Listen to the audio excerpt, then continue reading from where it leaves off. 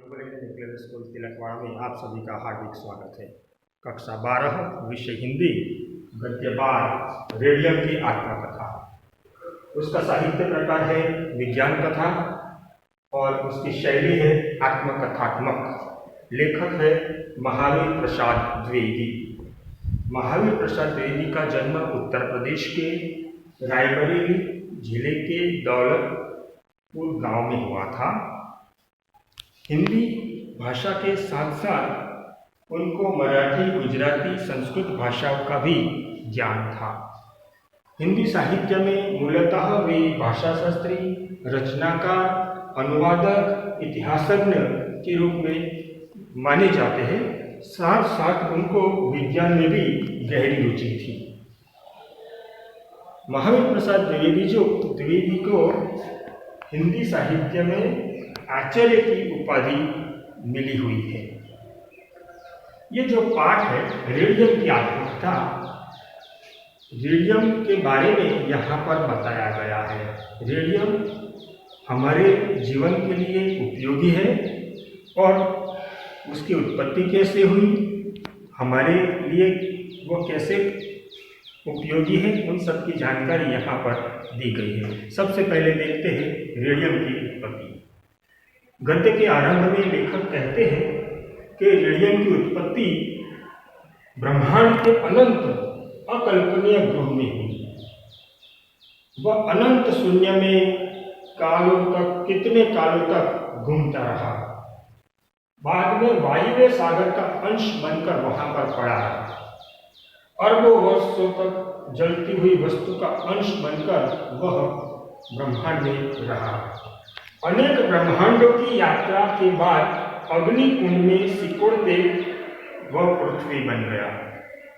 पृथ्वी के नीचे की तह में करोड़ों वर्ष वह पड़ा रहा और बाद में लेखक आगे कहते हैं कि रेडियम की उत्पत्ति पिच ब्लेंडिंग नामक खनिज पदार्थ से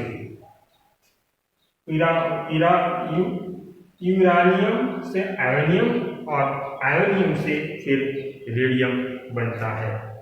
हमारे यहाँ पहले पारस पत्थर के बारे में कहा जाता था। पारस पत्थर से को किसी धातु से